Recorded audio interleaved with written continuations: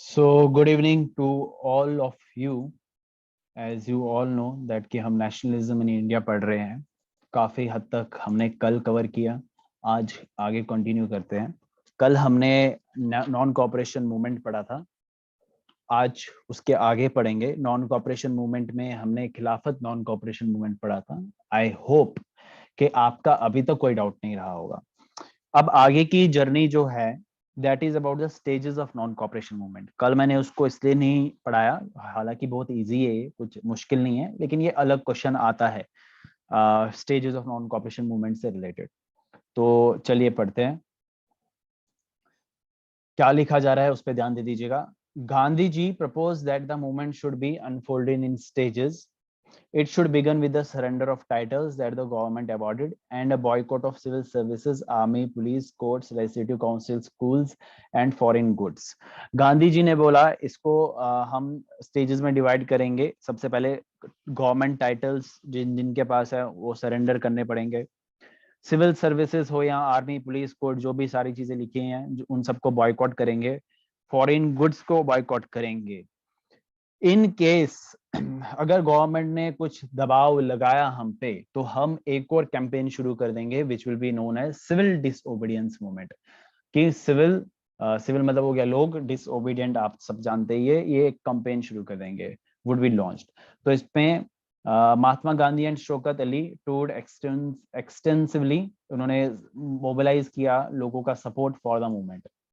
तो ये अभी तक की कहानी चल रही थी कि स्टेजेस में कैसे डिवाइड हुआ। ओके, आई होप इतना समझ में आया होगा, बहुत इजी तरीके से पढ़ाया जा रहा है। तो तो बाकी सारी चीजें जो पीपीटी में है वो अभी तक हमने कवर कर ली है। उसके बाद हुआ यूं, एक रोचक स्टोरी आती है इसमें, एक इंटरेस्टिंग स्टोरी आती है कि कांग्रेस के कुछ लोग चाहते थे कि इलेक्शन हो और कुछ लोग चाहते थे इलेक्शन नहीं हो। They were reluctant to boycott the council elections scheduled for November 19 and they feared that the movement might lead to popular violence. उन कुछ लोगों को लगा था वो कांग्रेस में कि अगर हमने बाइकॉट किया या कुछ लोग नहीं करना चाहते थे तो इससे क्या होगा, पॉपुलर वायलेंस हो जाएगा, अफरा तफरी मच जाएगी। In the months between September and December there was an intense tussle within the Congress. Congress के बीच में ही कुछ मनमुटाव रह गए, मतलब कांग्रेस के लोग ही आपस में इनकी बन कम रही थी। For a while, there seemed no meeting point between the supporter and the opponent of the movement. Finally, at the Congress session at Nagpur in December 1920, a compromise was worked out and the non-cooperation program was adopted. बोलते हैं कि फिर बाद में एक मतलब समझौता करना पड़ा क्योंकि दोनों का एक ही मकसद था। लेकिन यहाँ पे हमें ये चीज सीखने को मिल रही है, ये चीज देखने को मिल रही है कि इन दोनों के बीच में टसल्स, यानी कि इन दोनों के कांग्रेस के बीच में दो विचारधारा के लोग थे। कुछ लोग चाहते थे कि इलेक्शंस हो, कुछ लोग चाहते थे कि नहीं हो, कुछ लोग चाहते थे कि हम इस तरीके से मूवमेंट्स को आगे लेके चले, कुछ तो लोग चाहते थे कि किसी और तरीके से लेके चले। बट इससे रिलेटेड आपको क्वेश्चन नहीं आने वाला, क्वेश्चन आएगा आपको stages of non cooperation movement, Khilafat non cooperation movement, उससे रिलेटेड क्वेश्चन आएंगे। Jallianwala Bagh tragedy, Rowlatt act, idea of satyagraha, first world war का क्या इम्पैक्ट रहा, ये सारे क्वेश्चन आ सकते हैं। ओके, क्वेश्चंस मैं आपको प्रोवाइड कर दूंगा एज आई हैव सेड। अब different stands with in the movements, क्या इसमें रहा लोगों का, क्या यू कैन से पार्टिसिपेशन रहा है, किस तरीके से लोगों ने इसको लिया। ओके, अभी तक सब समझ में आया? सर किसी बच्चे ने, स्टूडेंट पूछ रहा है which titles they had to surrender.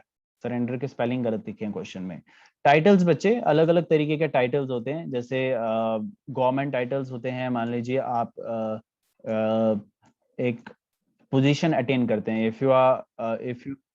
If you joined army या आईएएस अफसर बन जाते हैं, आपको डीएम की पोजीशन दी जाती है, डिस्ट्रिक्ट मजिस्ट्रेट की पोजीशन दी जाती है, तो that title they have boycotted. या किसी ने कोई स्पेशल टाइटल दिया जाता है, जैसे हम बोलते हैं who is the father of a nation, although constitution इसको अडॉप्ट नहीं करता है तो हम महात्मा गांधी का नाम ले लेते हैं। तो ऐसे टाइटल्स को भी वापस लोगों ने देना शुरू कर दिया। ओके, हाँ, टाइटल के साथ साथ जॉब भी। जॉब हो गया what you are earning from them, है ना बच्चे। और टाइटल हो गया कि जैसे अब अगर आप पीएचडी कंप्लीट कर लेते हैं तो you get a title of doctor, D R.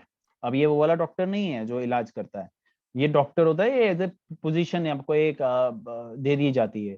तो वैसे भी कई प्रकार के टाइटल्स होते हैं जो दे दिए जाते हैं, वो गवर्नमेंट टाइटल्स वापस दे देते हैं कुछ लोग, ठीक है। अवार्ड्स देते हैं, आपने देखा अभी रिसेंटली हुआ था कि कुछ लोग अवार्ड्स देते हैं टाइटल के फॉर्म में, अभी हम अवार्ड समझ सकते हैं।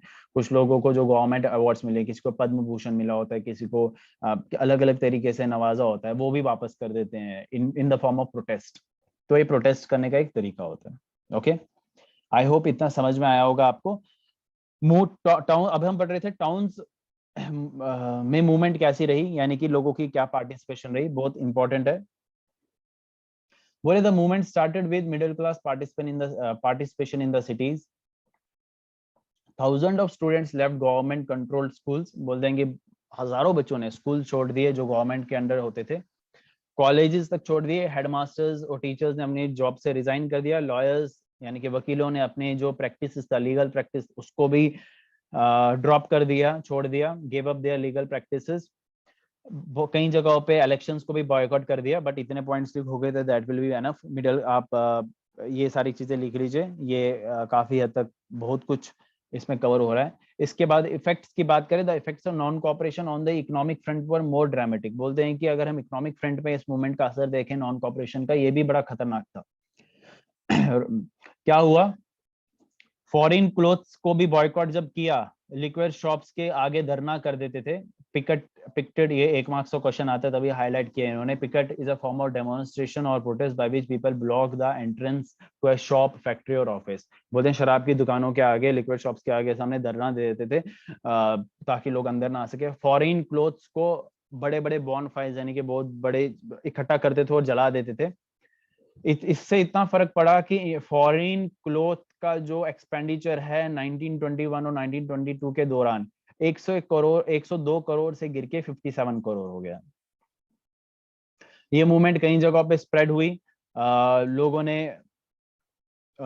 डिसरिगार्ड कर दिया या डिस्कार्ड कर दिया क्लोथ्स को इंपोर्ट करना, सिर्फ इंडियन क्लोथ्स को लगाते थे और इंडियन टेक्सटाइल्स को और हैंडलूम्स को काफी इसमें प्रगति देखने को मिली। दे वेंट अप, उनका प्रोडक्शन जो है ऊपर चढ़ा इस दौरान। लेकिन ध्यान दे दीजिएगा, लेकिन ये स्लो डाउन हो गई। स्लो डाउन के दो मेजर, कई सारे मेजर रीजन है, दो अगर हम 2-3 याद रखेंगे तो दैट विल बी एनफ। कि गरीब लोग जो है खादी कपड़ा कब तक लगाएंगे, खादी कपड़ा महंगा था, अभी भी महंगा है लेकिन उस टाइम पे भी बहुत महंगा था। Khadi cloth was often very expensive then mass produced milk cloth, poor people could not afford to buy it. जो गरीब लोग थे वो इसको नहीं खरीद सकते थे। उसके साथ साथ इंस्टीट्यूशंस को जो बॉयकॉट किया जा रहा था, मतलब स्कूल जाना, कॉलेज जाना, इंडियन इंस्टीट्यूशंस होते नहीं थे, इतने नंबर्स में नहीं थे। तो अब जब बॉयकॉट कर रहे हैं, इंडियंस है नहीं, तो कहाँ जाएंगे बच्चे, और बच्चे कब तक बिना पढ़ाई के रहेंगे। तो इसलिए जो स्टूडेंट्स थे, टीचर्स थे, वो अपने जगहों पे काम करना शुरू कर दिया। इंस्टीट्यूशंस, अलग अलग इंस्टीट्यूशंस नहीं थे, तो उस वजह से उनको नुकसान झेलना पड़ा। ठीक है, you can take a screenshot of it. ये हमने कल पढ़ा था, गांधी जी और मोहम्मद अली शौकत अली ने शुरू किया था, 1921 में शुरू हुआ था। बड़े सोशल ग्रुप्स ने पार्टिसिपेट किया था इसमें, है ना। तो एक सेकेंड में इसको स्टिल करता हूँ so that you can take a screenshot of it. as I have sent I'm sending it in the group as well, but meanwhile आप इन पॉइंट्स को रिवाइव कर सकते हो when you are revising the session, although I'm going to provide you the questions. अब बोलते हैं movement town में कैसे रहा। ये भी पढ़ा हमने कि बहुत सारों ने अपने गवर्नमेंट स्कूल छोड़ दिए थे, हेडमास्टर टीचर ने रिजाइन कर दिया था, फॉरेन क्लोथ्स को बॉयकॉट कर दिया था, लोगों ने बॉन फायर्स बनाए कपड़ों की और एक साथ जला देते थे, मतलब एक बड़ा इकट्ठा करता था, तो and then they used to burn that. अब ये स्लो डाउन क्यों हुई, क्योंकि खादी जो था काफी हद तक महंगा था और इंस्टीट्यूशंस, इंडियन इंस्टीट्यूशन जो थे उसकी कमी थी, उस वजह से ये जो मूवमेंट था स्लो डाउन हो गया ग्रेजुअली। ओके, आई होप इतना समझ में आया ही होगा। अगर समझ में आया है वेल एंड गुड, अगर नहीं समझ में आया है तो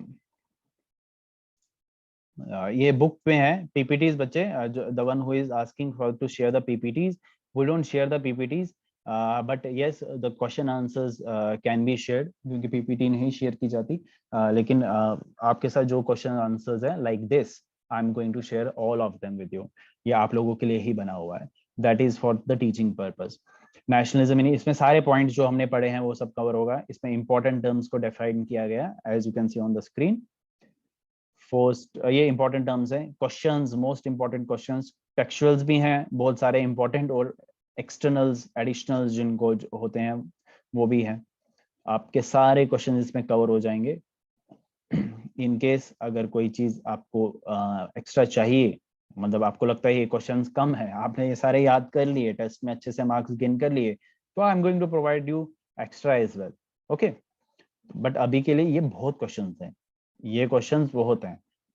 लेकिन अगर आपको 100 आउट ऑफ 100 लाना है, तो उसमें कुछ ऐसे क्वेश्चंस भी होते हैं जो घूम फिर के आपसे पूछे जाते हैं। तो वो भी आपको एक तरीका, आपसे जब टेस्टिंग आपको दी जाएगी तो आपको पता चल जाएगा कि क्या क्वेश्चंस पूछे जाते हैं और कैसे पूछे जाते हैं। ओके, तो क्या छोड़िए, ये तो नोट्स की बात हो गई। ये सब, ये जो भी पेजेस हैं ये सब आपको प्रोवाइड कर दिए जाएंगे। ऑल्दो इसमें आपको अलग से बुकलेट, आपको मॉड्यूल दिया जाता है, वो आपका रहेगा, that is up to you. ये मैं आपको एक्स्ट्रा दे रहा हूँ, it is not provided everywhere, but I am giving it to you from my side so that you can study much in a much better way. I hope जितना पढ़ा हमने वो पूरा समझ में आया होगा। If yes, then very nice. You can revise till then. I'm going to see you in 1 minute.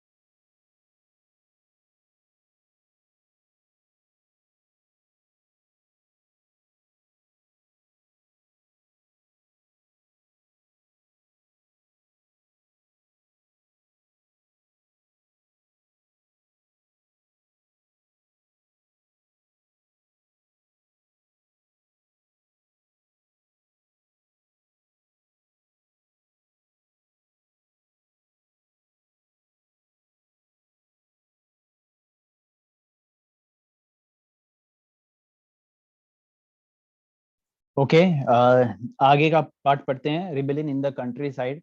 तो इसमें रिबेलियन यानी कि इसमें कैसे विद्रोह हुआ, किस तरीके से लोगों ने आवाज उठाना शुरू कर दी, उसमें हमें देखने को मिलता है।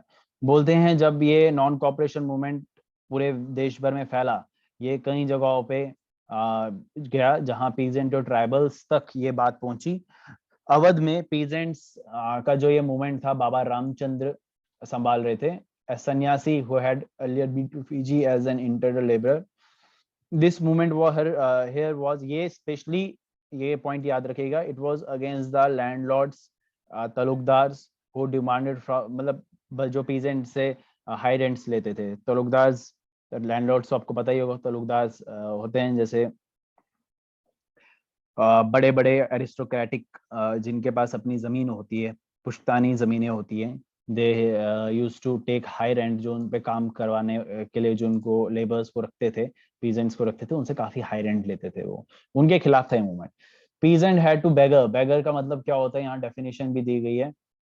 इनसे कंट्रीब्यूट मतलब करवाया जाता था, were force to contribute without any payment, ये इनको काम करना पड़ता था, जबरदस्ती काम करवाया जाता था। पीजेंट हैड टू बेगर, कहाँ पैसा भी नहीं दिया जाता था, and work at landlords farm without any payment. As tenants they had no security of tenure, being regularly evicted so they could acquire no right over the leased land। ये सब याद रखने की जरूरत नहीं है, बट यहाँ सिंपल लैंग्वेज का यूज हो रहा है कि उनसे हाई रेंट्स लिए जाते थे और सिक्योरिटी तो थी ही नहीं इनकी। ये हुआ इन मैनी प्लेसेस। यहाँ पे the peasants movement demanded reduction of revenue, इन्होंने डिमांड किया कि रेवेन्यू कम हो, एबॉलिश करे बैगर को जो जबरदस्ती काम करवाया जाता है, और ओपेसो लैंडलॉर्ड्स जो जबरदस्ती हम पे जाती कर रहे हैं उसको भी बॉयकॉट करें। कई जगहों पे नाई धोबी बंद, work organize the panchayat to deprive landlords of the services of in barbers and washerman. बोलते हैं एक मूवमेंट होता है जिसको बोलते हैं नाई धोबी बंद, नाई और धोबी, वॉशरमैन और बार्बर्स ये बंद रहेंगे ताकि लैंडलॉर्ड्स को सामना करना पड़े, मुश्किलात का सामना करना पड़े, क्योंकि ये सर्विसेज अगर कोई प्रोवाइड करने वाले नहीं रहेंगे तो बहुत दिक्कत हो जाएगी। बोलते हैं कि इन जून, ये दूसरा सेक्शन आ गया यहाँ पे, ठीक है। दूसरा सेक्शन मतलब इन द सेंस कि आप ये पॉइंट्स को भी याद रखेगा। जून 1920 में जवाहरलाल नेहरू भी इसमें शामिल हुए। जवाहरलाल नेहरू ने औद किसान सभा सेटअप किया बाबा रामचंद्र के साथ, और कुछ और लोग थे।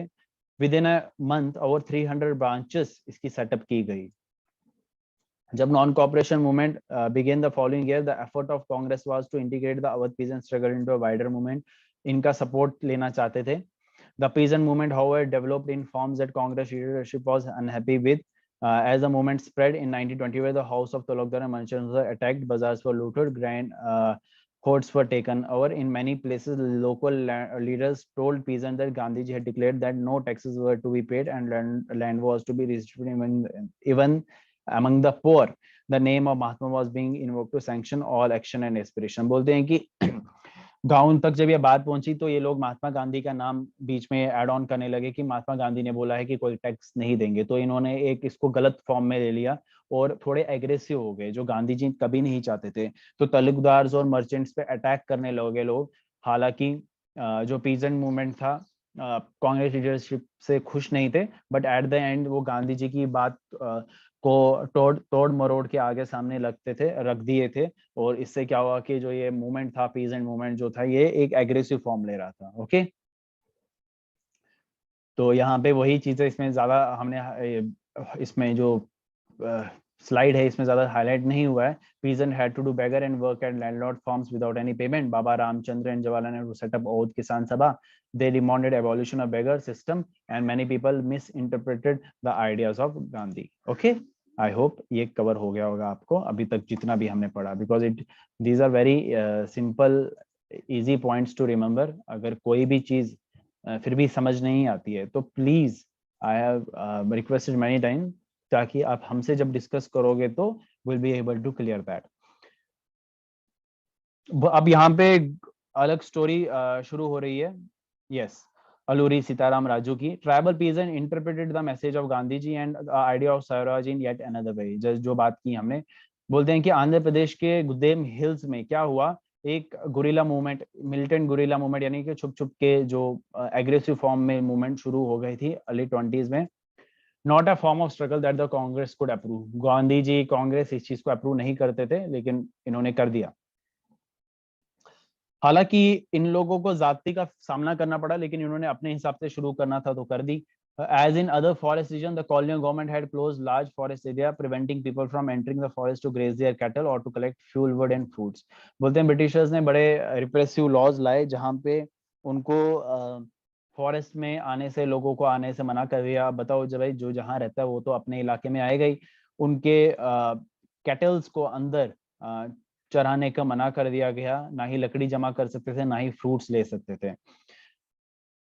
इससे हिल पीपल, यानी कि जो पहाड़ पे रहने वाले लोग थे, दूर दराके में रहने वाले लोग थे, काफी हर्ट हुए, क्योंकि उनकी लाइवलीहुड जो थी इफेक्ट हुई और उनको लगा कि उनके ट्रेडिशनल राइट्स को डिनाई किया जा रहा है।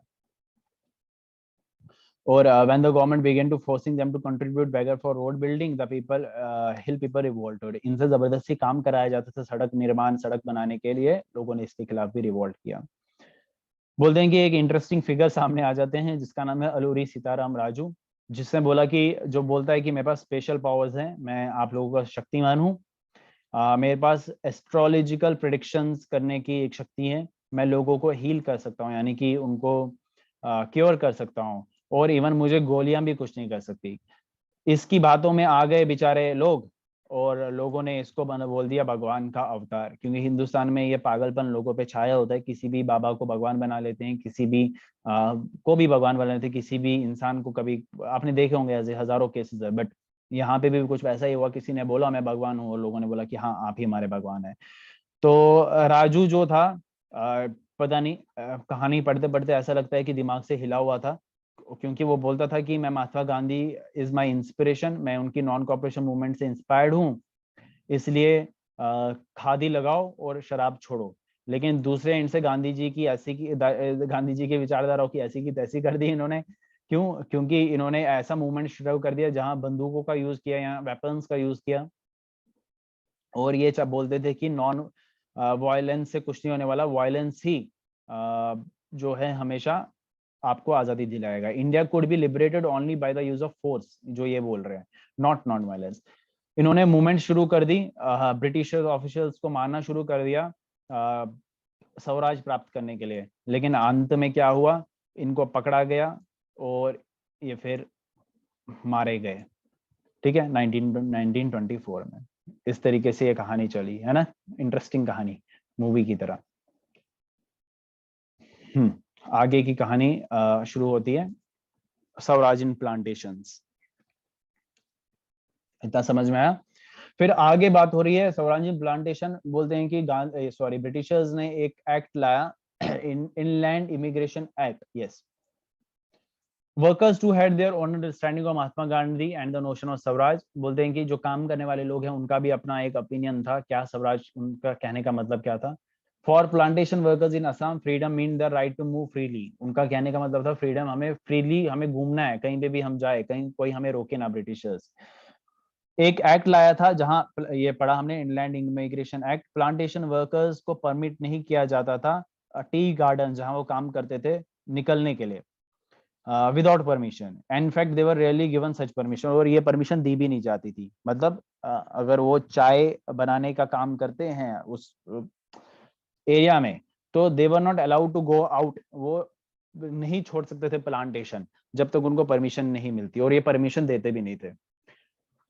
जब इन्होंने सुना, when they heard of the non cooperation movement, thousands of workers defied the authorities। बहुत सारे बेचारे लोगों को लगा नॉन कॉपरेशन मूवमेंट स्टार्ट हो रहा है तो हम ये काम करना छोड़ देते हैं। उन बेचारों को किसी ने गलत फहमी दे दी थी, उनको लगा था कि Gandhi ji was coming and everyone would be given land in their own villages, सबको अपने अपने जमीन दे दी जाएगी क्योंकि गांधी जी आने वाले हैं। उनको नहीं पता था अभी कहानी बहुत दूर है। तो क्या हुआ, however they never reached their destination, stranded on the way by a railway and a steamer strike, they were caught by police and brutally beaten up। बोलते हैं कि पुलिस ने पुलिस उनको पकड़ के उनको मारती थी जब उन्होंने एक्चुअली अपना काम छोड़ दिया। फिर उनको वापस पकड़ लिया और पुलिस ने इनको काफी ब्रूटली मारा और प्लांटेशन के लिए वापस लाया। The vision of these movements were not defined by the Congress program. They interpreted उन्होंने इंटरप्रेट कर दिया स्वराज, क्योंकि शरीफ लोग थे बेचारे, उनको इतना सोचा नहीं था उन्होंने कि गांधी जी अभी हमें आजादी नहीं मिली है। उनको लगा था कि उनके सफरिंग सब खत्म हो जाएंगे, सब दुख खत्म हो जाएंगे। When the tribals chanted Gandhiji's name and raised slogans demanding स्वतंत्र Bharat, they were also emotionally related to all Indian agitation। समझ में आ गया? वो गांधी जी का नाम उच्चारण करते थे और बड़े बड़े जोरों से स्लोगन लगाते थे, स्वतंत्र भारत। जब गांधी जी के नाम पे ये सब होने लगा, when they acted in the name of Gandhiji or linked their movement to that of Congress, they were identifying with a movement which went beyond the limits of immediate locality।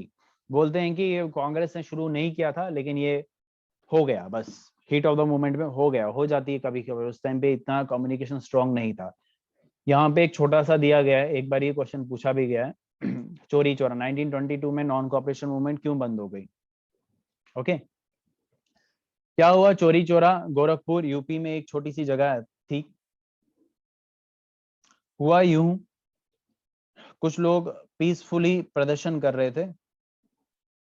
ठीक है, क्या रिपीट करना है बच्चे? कोई बच्चा बोल रहा है कि रिपीट करो, क्या रिपीट करूं मैं? तो मैं रिपीट कर लेता हूँ, आप मुझे चैटिंग सेक्शन में बता दीजिए। पहले चोरी चोरा सुन लीजिए क्या हुआ यहाँ पे जगह पे।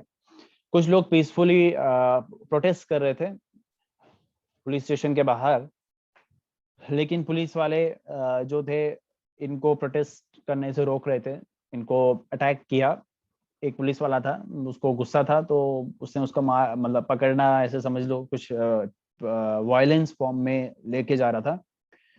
ये चीज प्रोटेस्टेंट्स को पसंद नहीं आई, तो किसी ने गुस्से में आके पुलिस वाले को मार दिया। तो हीट, वो होता है ना, एक बहुत लड़ाई झगड़ा हो गया, और इससे क्या हुआ, ऐसा लड़ाई झगड़ा हुआ, एक दूसरे को पकड़ा, मारने लगे, बहुत घिस पिस के मारने लगे, लेकिन पुलिस वाले थे limited. There were 22 policeman, 22 police वाले थे, और प्रोटेस्ट करने वाले बहुत सारे थे। बात तो बननी नहीं थी, दाल तो गलनी नहीं थी। तो इन्होंने क्या किया, सब पुलिस वालों को पकड़ा, घसीटा, पुलिस स्टेशन में लिया, और जिंदा उन सबको पुलिस स्टेशन में ही जला दिया। ये वॉयलेंट क्लैश जब गांधी जी को सुनने में मिला, तो उनके सर पे जो 3 बाल थे वो खड़े हो गए, और उन्होंने बोला, भाई अब ये नॉन कॉपरेशन मूवमेंट तो बंद कर दो, ये मेरे बस की बात नहीं है, अभी के लिए तो नहीं है। क्योंकि वो ऑफ कोर्स ऐसा कभी सोचते ही नहीं थे। तो जब ये सब हुआ तो पीपल वर नॉट लाइकिंग कि ऐसा, मतलब कुछ लोगों ने किया था, सब लोगों को इसका ऑफ कोर्स वो इसका जिम्मेदार नहीं ठहरा सकते थे। बट अंग्रेज लोग ये मानने से कहाँ रहे, अंग्रेज लोगों को प्रोटेस्ट करना था, और इनके खिलाफ एक रीजन मिल गया उनको। ठीक है, ये कहानी थी चोरी चोरा की। ये ज्यादा दिया नहीं है आपकी बुक पे, बट एक बार ही क्वेश्चन आया हुआ पेपर में।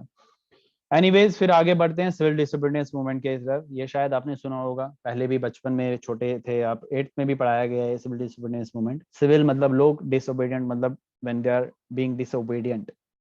जैसे आजकल के स्टूडेंट होते हैं, they are always disobedient to their teachers.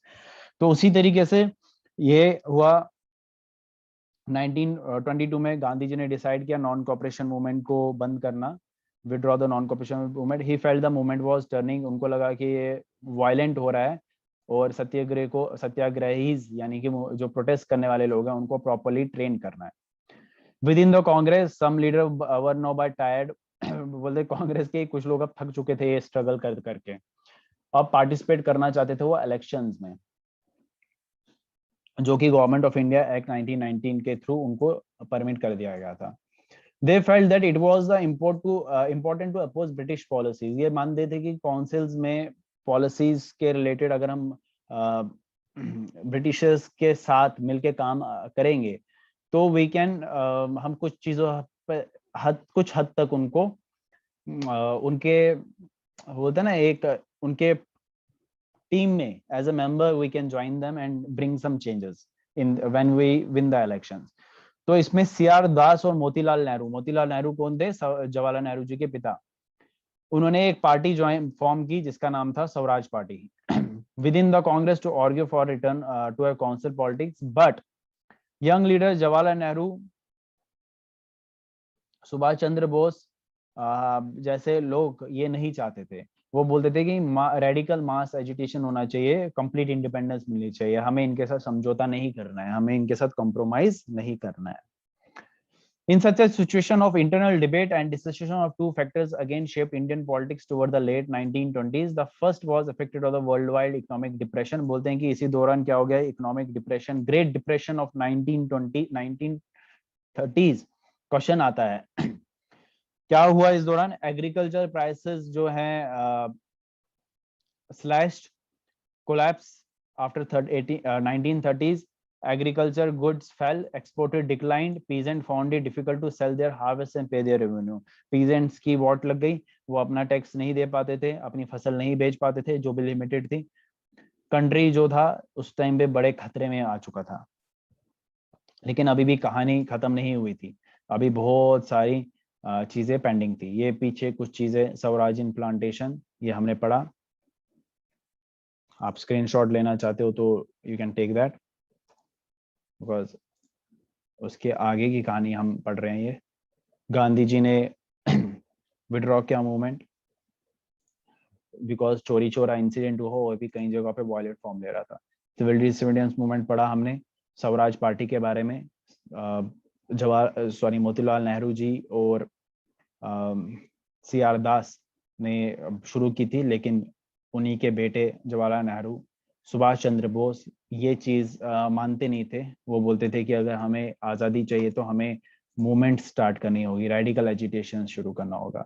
फिर आगे की कहानी होती है साइमन कमीशन से शुरू। शायद आपने साइमन कमीशन के बारे में भी सुना होगा। साइमन कमीशन के अगर इन शॉर्ट बोले, Against the background, the new Tory government in Britain constituted a statutory commission under Sir John Simon. Britain में एक नई गवर्नमेंट आई, उन्होंने एक कमीशन बिठाई सर जॉन साइमन के under. Set up in response to the national movement, the commission was took functioning of the constitutional system in India. इनको बोला कि आप constitutional system को देखो क्या चल रहा है, क्या गतिविधि चल रही है. लेकिन कमीशन तो बिठाया, लोगों ने, इंडियन मेंबर्स ने इसको प्रोटेस्ट किया, बोला कि आपकी अकल कहाँ गई है, घास चरने गई है क्या? आपको इतनी तो अकल होनी चाहिए कि अगर आप कमीशन बिठा रहे हो और इंडियन की स्थिति देख रहे हो तो इंडियन मेंबर्स को तो अपॉइंट करो. आप इंडियन मेंबर्स को अपॉइंट ही नहीं कर रहे हैं. तो ये चीज लोगों ने बोली, लेकिन ये लोग मानने से रहे. साइमन कमीशन अराइव हुआ 1928 में. इट वाज ग्रीटेड विद, जब आए ये हिंदुस्तान, इनका स्वागत किया, गो बैक साइमन, साइमन तुम वापस जाओ. सब पार्टीज ने, all parties including the Congress and the Muslim league participated in the demonstration. Congress और मुस्लिम लीग दोनों इसके खिलाफ आवाज उठाई. उन्होंने बोला ये गलत हो रहा है. ओके.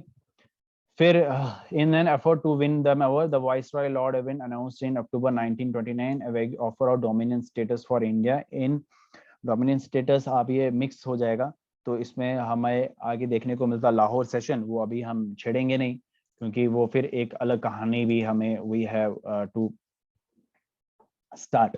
तो we don't will go with that. ठीक है, आज हम इतना ही रखते हैं. कल जो है इसके आगे की कहानी पेज नंबर 38 के आगे शुरू करेंगे कि लाहौर सेशन ऑफ कांग्रेस जो आएगा आपका 1929, इसी के साथ कनेक्ट करके हम उसको भी पढ़ेंगे. फिर सॉल्ट वहाँ सिविल डिसिप्लिन मूवमेंट, ये सारी चीजें हम कल पढ़ेंगे. ठीक है, तो अभी तक के लिए हमने ये पढ़ा. आप इसका भी स्क्रीनशॉट लेना चाहो तो ले सकते हो. कोई बच्चा बोल रहा है चैटिंग सेशन में टर्मोइल क्या होता है? टर्मोइल होता है बच्चे जब डिस्टर्बेंस शुरू हो जाती है देश में, जब वायलेंट फॉर्म हो जाते हैं. Not in the sense of violent form, आप ये सिंपल याद रख सकते हो, जब डिस्टर्बेंस हो जाती है देश में, सही नहीं चल रहा होता है. जैसे अभी इंडिया इज इन टर्मोइल, एक situation is not favourable, that is called as turmoil. Okay, any questions? तो कल मिलते हैं.